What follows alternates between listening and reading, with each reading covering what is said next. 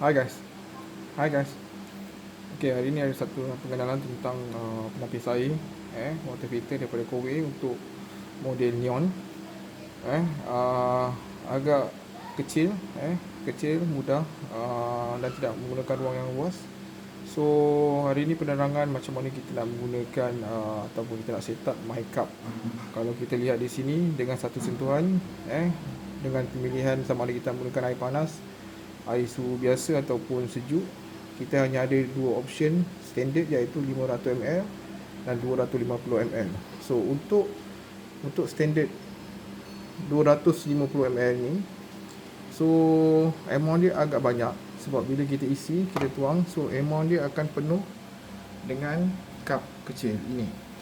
Tapi jika kita ingin set untuk mengikut kesesuaian cup kita, mungkin kita minum tidak terlalu banyak sehingga 250 ml sekali minum.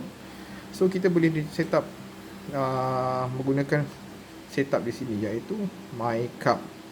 Cara-cara untuk setupnya, okey, pastikan anda letak pemilihan cup anda sendiri. So di sini saya guna yang mempunyai sukatan.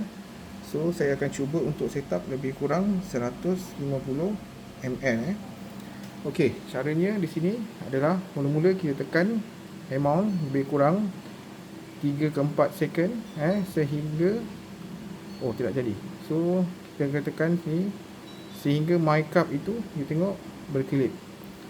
Lepas bila my cup dah berkelip, so kita boleh pilih sama ada kita nak set up di mana-mana.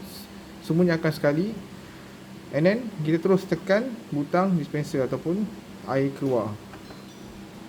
So kita berhenti pada bahagian ataupun pada sukatan yang kita mahu. Kalau kita lihat di sini, saya ingin 150, saya akan berhenti pada 150.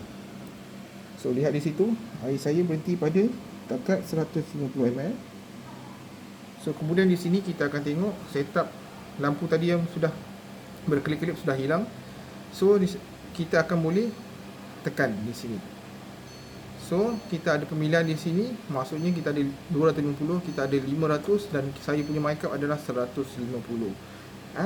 So kalau kita ingin cuba di sini, maksudnya untuk next kita boleh menggunakan cup yang lain, menggunakan cup yang lain, ataupun kita mungkin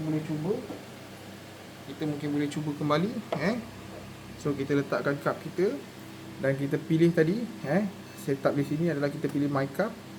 So kita hanya tekan water dispenser. So lihat, nanti secara automatik dia akan berhenti pada takat yang saya dah set tadi.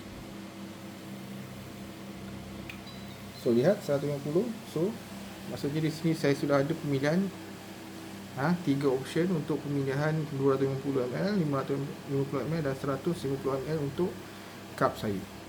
So size cup dan setup tu boleh dipelbagaikan mengikut kehendak dan cita rasa masing-masing. Okey, itu saja.